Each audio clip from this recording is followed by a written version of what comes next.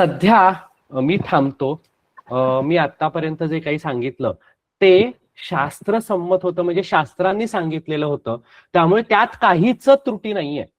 त्यांनी जे सांगितलं ते योग्यच आहे. त्रुटी असेल तर ती फक्त माझ्या वाणीमध्ये असू शकते. त्यामुळे माझ्याकडनं काही चुका झाल्या असतील तर त्यासाठी मला क्षमा करावं. पण माझ्या गुरूंकडनं जे काही मिळालं आहे, त्या ज्ञानदात्यांकडनं जे जे काही मिळालं आहे ते ज्ञान आपल्यापर्यंत मांडण्याचा हा छोटासा प्रयत्न होता. माझं हे बडबड गीत आपण ऐकलं, शांतपणे ऐकलं, त्यासाठी तुम्हाला अनेक अनेक धन्यवाद. आणि येत्या पुरुषोत्तम मासाच्या तुम्हाला अनेक अनेक शुभेच्छा. तसं धार्मिकच होतं त्यामुळे तुम्हाला प्रश्न पडणं अशक्य आहे. पण जर काही प्रश्न असतील तर आता मंच प्रश्न उत्तरांसाठी खुला आहे. आणि जर काही प्रश्न नसतील तर आपण थांबूयात. मात्र मी आवर्जून सांगेन की आमच्या ह्या ग्रुपला आपण नक्की जॉईन करावं आणि महिनाभराच्या या सुंदर अनुभवाची अनुभूती घ्यावी, एवढं सांगेन. आपले काही प्रश्न असतील तर नक्की सांगावे.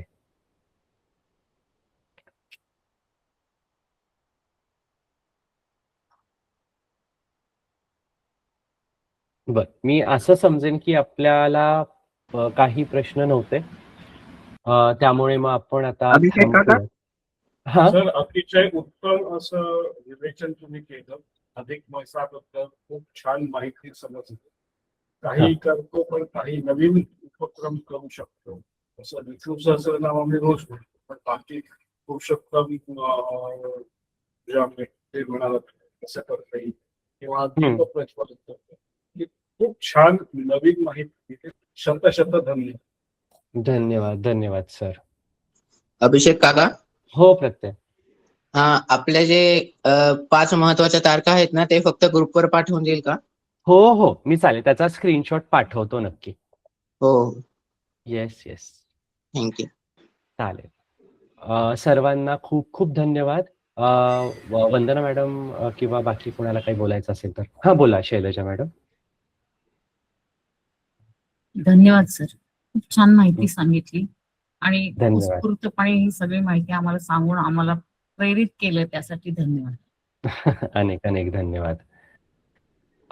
हा बोला मॅडम. दादा, दीपा बोलतेय. हा ताई. ते अखंड दीपाचं तुम्ही सांगितलं, जसं हा. आपण नवरात्रात लागतो होय. एकच दिवा तो दिवस चालतो. 30 बरोबर. दिवस एकच दिवा आपल्याला हे करायचंय, म्हणजे एवढी मोठी त्याची वात ती टिकावी अशी अपेक्षा असं. अशी अपेक्षा खरं तर आहे, पण त्याला पण हा. अनेक जण मग तो दिवा ट्रान्सफर करतात, अशा पद्धतीने ठेवतात. म्हणजे आपल्याकडे पण नवरात्र सोडून देऊ, पण अनेकांच्या देवघरात पण अखंड दिवा असतो. मग तो अखंड हो. दिवा तेवत ठेवण्यासाठी आपल्याकडे तो ट्रान्सफरची जी पद्धत असते, हे सगळ्या रूढींच्या गोष्टी झाल्या. तर ती जी रूढी असते त्या पद्धतीनेच करतो. म्हणजे एक वेगळा दिवा देवासमोर लावतो, ही ज्योत तिथे ट्रान्सफर करतो, मग हा शांत करतो आणि ते केल्यानंतर त्याला स्वच्छ करतो. पुन्हा मग जेव्हा तो नीट होतो, म्हणजे आपण स्वच्छ करून आणला, पुन्हा इकडची ज्योत इथे ट्रान्सफर करतो. असं आपल्याकडे आपण अखंड दीप ज्यांच्याकडे आपण तसं करतो, तर तो करू शकतो आपण. पण मग त्या काळामध्ये अनेक वेळा म्हणजे नवरात्रीचे जे नियम आहेत ते नियम इथे लागतात, की मग तुम्हाला मग तुमच्या म्हणजे पुरुषोत्तमाची 1 माळ जप म्हणजे प्रायश्चित्त घेऊन तुम्ही ते करू शकता. अशा पद्धतीने आहे. पण ह्याच्यासाठी ना क्लिअर कट असे रूल्स मला नाही मिळाले, पण जे आपण इतर वेळेस रूल्स वापरतो ना, तेच रूल्स आपल्याला इथे वापरता येतील. पण नवरात्रीमध्ये आपण म्हणतोय काहीतरी, मी विसरलो किती अंगुली वात असते, तितकी अंगुली वात घ्यायची असते. तर त्याला पटीनं केलं तर प्रॉबब्ली आपल्याला ती महिनाभर टिकू शकेल. पण ती काजळी काढत राहणं हा एक मोठा प्रकार असतो महिनाभरासाठी. हो. ती पण शंका तीच होती, 30 दिवस आहेत ना ते.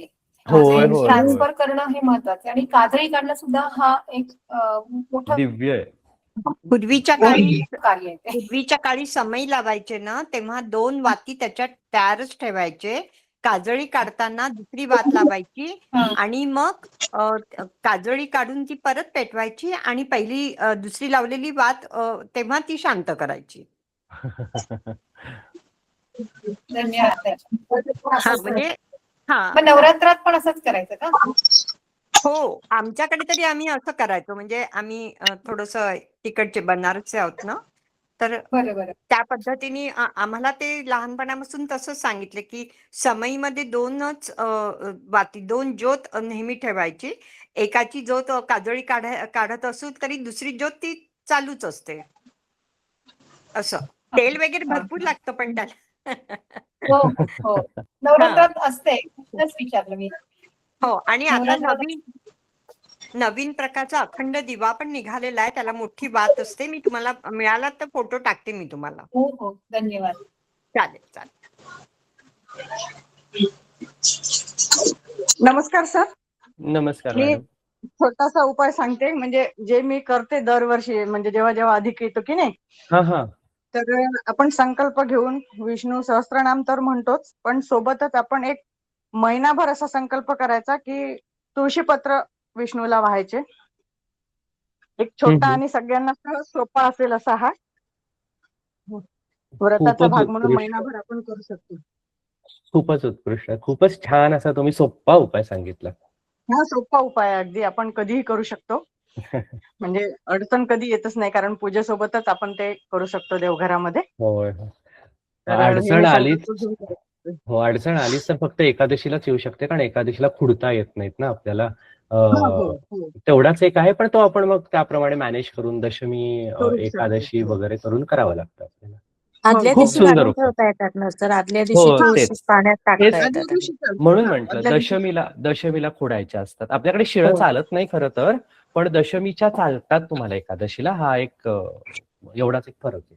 सर खाली पडलेलं तुळशीचं पान पण चालतं. त्याला शुद्ध म्हटलं गेलंय. पण आता आपल्याला काय ते मला नाव आठवत नाही, पण नखयुक्त तुळस व्हावी असं म्हणतात. म्हणजे मंजिरी सहितची तुळस व्हावी असं म्हणतात. त्याला हा हा हा मंजिरीला मंजिरीच नख आहे. म्हणतात. हा, बरोबर तुळशीची आहे. हा. नख म्हणून सांगितले गेले तिला. त्याला संस्कृत सुंदर शब्द आहे, मी तो विसरलो. स नख मंजिरी मंजिरी नाही नाही, मंजिरी. त्या नखासहितची असा जो संस्कृत शब्द आहे ना, तो खूप सुंदर असा शब्द आहे. अशी तुळस असं म्हटलं जातं त्याला. त्याचा अर्थ मंजिरी सहित असलेली तुळस. तर ती खरं तर व्हावी, आणि मग ती मंजिरी सहित आपल्याला पाण्यात भिजवून टाकता येत नाही, तेव्हा मंजिरी रहित पण चालते. मग एकादशीला पुढता येत नाही ना, कारण. हो हो ठीक आहे सर, खूप छान सेशन झालं आजचं. हो, खूप सुंदर धन्यवाद. माहिती सांगितली तुम्ही. कारण धन्यवाद. एवढा अभ्यास पुराणांचा आपण करू शकत नाही स्वतः, पण जेव्हा हे असं ऐकतो की नाही, त्यामधनं बरचसं असं आपण आत्मसात करू शकतो. हो, आणि उपाय छोटे धन्यवाद सर. छोटे आहेत ते करू शकू आपण, आणि आपल्याला हो माहिती हो तरी पाहिजे किमान, की बाबा मी हे करू माहिती शकतो की पाहिजे. नाही करू हा. शकत. भीती हो जाते हो हो खरं तर, ज्ञानानं भीती जाते, हे महत्वाचं असतं. नाहीतर अरे मी हे बरोबर केलं नाही तर मला त्रास होईल का, ते केलं तर त्रास होईल का, ही भीती काढणं एवढाच आमचा एक प्रांजळ त्याच्या मागचा कारण होतं, बस हो बाकी हो काही नाही. जसं मी सर म्हटलं की सामूहिक आम्ही पठण हा सर सामूहिक पठण जे होणार आहे 17 तारखेपासून, होय. त्याचं टायमिंग काय आहे? त्याचं टायमिंग आपल्याला त्या ग्रुपवरती कळेल. ओके. आणि मी एक संध्याकाळी मिनिट वगैरे बघ, राहील का? संध्याकाळीच असेल ते. आठ वाजता. अंजुताई, साधारण 8 वाजता. हो बरोबर. सॉरी. संध्याकाळी अंजुताई 8 आहे. वाजता. येस. आणि अंजुताई आपल्या सोबत आहेच आहे, त्यामुळे त्याच्याबद्दल काही प्रश्न असेल तर नक्की अंजुताईला विचारू शकता तुम्ही.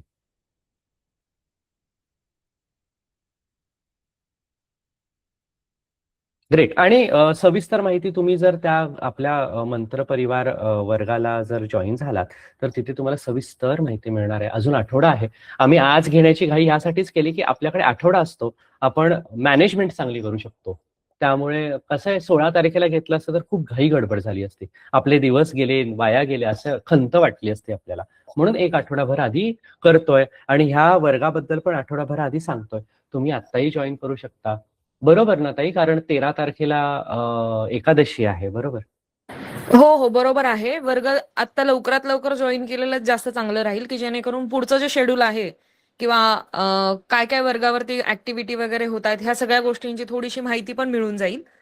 आणि आपण जे अधिक महिन्यामध्ये आपला विचार असा चाललेला आहे की रोज एकदा विष्णू सहस्त्रनाम घ्यायचं आहे, आणि त्यानंतर विष्णू सहस्त्रनाम मधलं त्या प्रत्येक रुचेमधून, म्हणजे सुरुवातीची जी काही 25 ते 30 नावं जी आहेत, रोज एक नाव आणि त्या एका नावाचा अर्थ, गर्भित अर्थ आणि त्या संदर्भात थोडीफार माहिती, या पद्धतीने माहिती दिली जाणार आहे. आणि म्हणजे थोडासा आपला त्यामधला जो काही इन्व्हॉल्वमेंट आहे ती आपली वाढेल आणि त्याच्यातून आपल्याला काय सांगितलेलं आहे, काय अपेक्षित आहे, हे थोडंसं आपल्याला लक्षात येईल. अजूनही वा वा. एक रिक्वेस्ट आहे, तुम्ही पीडीएफ पण पाठवाल का? कारण हो, तुमच्याकडे नक्की, जी आहे नक्की. ती हा बरोबर आहे. हो, बाहेर वर्गावरती मी खूप पीडीएफ सुद्धा मिस्टेक पाठवते. आहेत. हा, बाहेर खूप हो, मिस्टेक आहे, म्हणजे प्रिंटिंग मिस्टेक खूप आहेत. निश्चितच. बरोबर आहे. थँक्यू. हो, धन्यवाद. चालेल. तशी आपली आता वेळ पण झालेली आहे. आपण शांतपणे ऐकलं त्यासाठी अनेक धन्यवाद. सर्वात मोठा आभार हा आपला आहे. आणि सर्वात पहिला आभार हा गुरु आणि ज्ञानाचा आहे. या दोघांना आभार देतो. वंदना मॅडम, पल्लवी मॅडम, आपलाही आभार. कैवल्य संस्थेतर्फे कैवल्य संस्थेलाही आभार. कारण त्या कारणे आपण हे समोर आणू शकलो. जसं मी म्हटलं, सर्वात मोठा आभार आपला, कारण आपण सहभागी झालात आणि तुमच्यामुळे हे आम्हाला तुमच्या समोर मांडता आलं. आणि आपल्या सगळ्यांना खूप खूप धन्यवाद आणि शुभेच्छा. सध्या आपण समारोप करू. समारोप करताना आपण छोटासा मंत्र जो आहे तो म्हणणार आहोत. ज्ञानासंबंधीच आहे. हे ज्ञान पूर्ण असावं आणि त्यात ते पूर्ण ज्ञान आपल्या समोर यावं यासाठीची छोटीशी प्रार्थना. ही प्रार्थना म्हणू आणि मग आपण आजचा वर्ग संपवूयात. ओम पूर्णमदः पूर्णमिदं पूर्णात् पूर्णम् उदच्यते पूर्णस्य पूर्णमादाय पूर्णमेवावशिष्यते. ओम शांति शांति शांती. धन्यवाद आणि शुभरात्री.